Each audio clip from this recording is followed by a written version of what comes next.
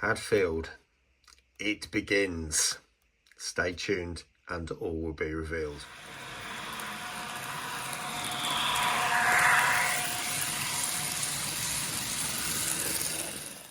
Just before we get started, I was contacted by Kev from Medway Piccadilly Model Railways advertising the Chatham show. So if you're interested, pause the video for details and I'm sure he'd love to see you there. Good afternoon everyone and welcome back to Piccadilly, and indeed the start of the Hadfield and depot area. So what am I going to do? You'll notice I've had the track up here and moved it. Now I need to do that before I go any further, because I did say I was going to remove this board to do the build and then obviously just slot it back into place, but I need to know where the track is before I can do anything, and then I can start putting in the platforms and start doing the buildings, etc, etc. But it all comes down to where's the track going to go. So, and indeed it all comes down to this curve here. So a train has got to be able to make this curve onto the bridge and then work its way back down here off towards New Mills, which is just there. Okay, so this part of the track plan is crucial. Now you may notice that I've not altered this section here because I'm not doing Glossop yet, and once I've done Hadfield I'll then move on to Glossop and I can then realign the track and get that looking right. So my first job then is to get that glued down, replace this awful looking piece of track in there to make it actually meet the end, and I'll come back to you shortly. Right, so there we go, that's the track glued down now, and I have stuck it directly to the baseboard. I'm becoming more of an advocate that I don't need felt, or not felt, cork. Some people swear by it. I'm choosing not to use it at the moment, save a bit of money that way.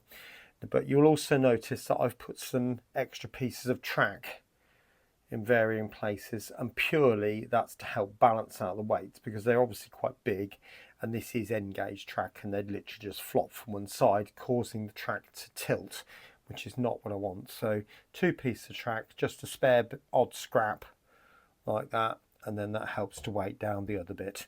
Okay, so I'll catch you shortly. Welcome back. So you can see now I've removed the board and a new backscene, or a backboard, has been produced. Now I've done this in my traditional style where I've got those brackets, which in this case are screwed to the bottom of the board, all of those. And to do that, as I've done many times before, I've got an inner layer and an outer layer, and then this one in the middle is literally another layer, but with these bits just cut out of it. So actually, as you've seen, it just slots on. Now what's next? Well, I think it's got to be the platform, isn't it? Let's take a look.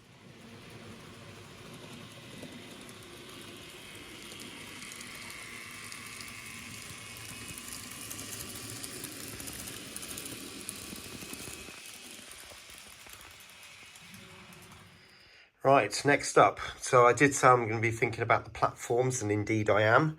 I've cut a load of strips which are 9mm wide on 2mm grey board, and I've joined a length of them together and put brick paper on there. So that will form the platform edge along there, like that. Now you might be thinking, what's this piece of paper? Well, all I've done, it's just a piece of A3 paper just stuck end to end, and the idea being I've sort of pressed my finger along the edge of the rails and then run a pencil down the edge of the sleepers. Now I'm then going to cut that out. I'll cut this piece off, fit all of these as like ribs all the way along to create some kind of structure, and then that will give me the profile, hopefully, of the actual platform. I will be using a Mark III coach, and if you come up there you'll also see the pacer there. You might be thinking, well, that's the shortest and it's really not going to make a lot of difference by running a pacer along there. The pacers are ever so slightly wider than anything else, and obviously if it's going to have an issue at this curve here, then that it needs to be checked before I actually cut the platform edge. And by cutting this profile, I can then adjust it either wider or narrower accordingly. So I'll go ahead and I'll show you shortly.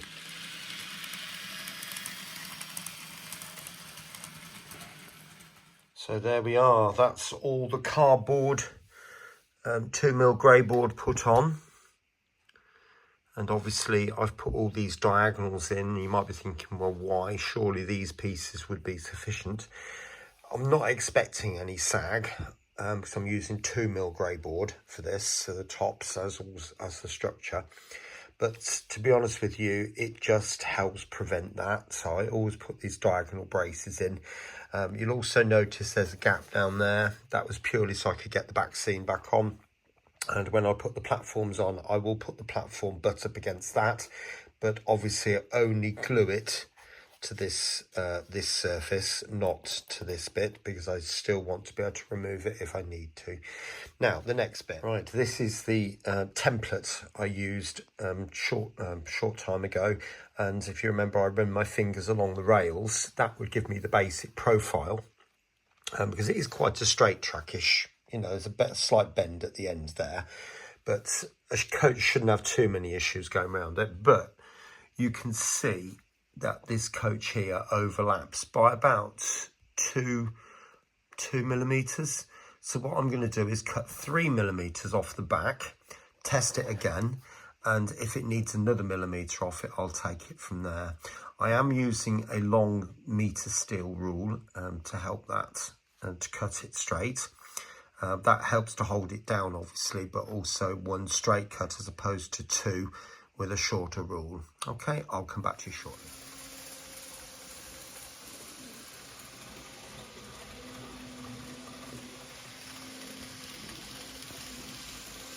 Right, welcome back again. I just cut off 3 millimeters off the back here, and that end where you can see the Mark III coach, it proved to be about right. Whereas this end, you can see it has left this wall a little bit proud. So when I come to transfer it to the board, I'm going to add another millimeter to this, and then hopefully it should work out about right. Now, this is the board I'm going to use. Now, the template, as you can see, isn't quite long enough. If I put it there, you can see it does overlap. So I'm going to shift that up that end and tape this piece together with some masking tape. I think that might be the easiest thing to do. And then I can just adjust that by bringing out that 1 millimeter as I've suggested, and then I can taper it back in. That should work out absolutely fine. Then the next stage after that would be them tiny little marks all the way along the edge there. And then it's just a case of joining up the dots, cut it out, and that should be my platform edge, or platform surface, I should say. Catch you shortly. Welcome back. So you can now see that the platform surface has now been glued on and fixed into place. And before I put that on, I literally just smothered all the under chassis, if you like, all with matte varnish, all down the front, all down the back, all inside.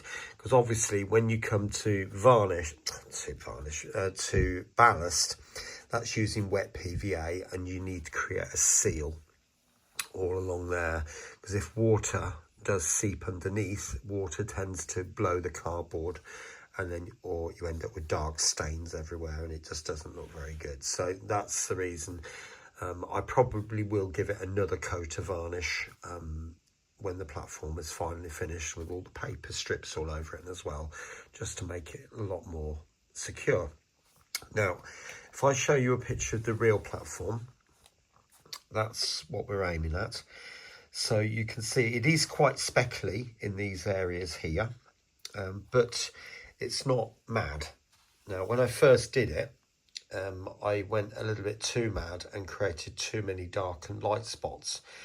And then again, I looked at this and I realised actually it needed toning back slightly. So that's what I've done.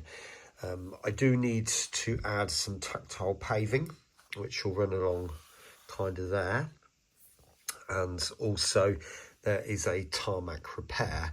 Now, I'm not going to put that on straight away because I need to know where the building's going to go, which will be about here somewhere. But also, you might be able to make out this fence kind of juts out slightly and makes the platform a bit narrower.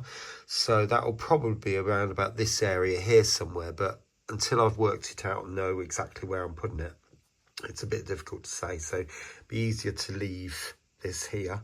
There is this raised section, which will probably be around about here somewhere. That will be 3D printed. I've seen raised platforms at bus stops quite a lot in the area where I live, but I've never seen them on a railway station before. So probably you'll tell me they're quite common, but I don't go on the trains that often, I'll be honest. So, but I will 3D print that as and when we're ready, and that will be placed there soon. Okay, I will then crack on, get this on, and we'll take it from there. See you shortly.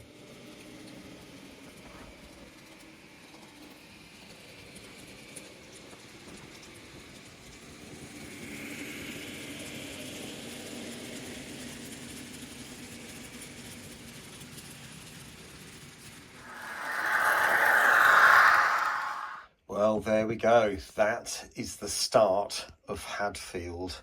So as you can see now, the platform is in. It still needs the repair trunking. So obviously there's a big channel dug out all the way along the platform. That still needs to be put in, and that will be done when I know where the buildings and the fence is going to go. This ramp has been produced, and as you can see, that it's literally just placed on. Again, once I know where it's got to go exactly, I'll stick it down. But yeah, it's underway. There are a few blobs of paint underneath there, but again, I'll sort that out as and when we get a bit nearer the time. So my next stage on this, I'm going to leave it for a short time just to settle and get it all, so all the glue gets a chance to harden off, and etc, etc, etc. But then give it another good smothering of matte varnish, just to help create that seal, particularly between the track and the platform wall, if you like. Also all over the surface, so if I do anything, then it's less likely to damage the surface. So there we go. I hope you've enjoyed seeing that. As little as it may be, it's underway. Anyway, take care, and I'll catch you next time.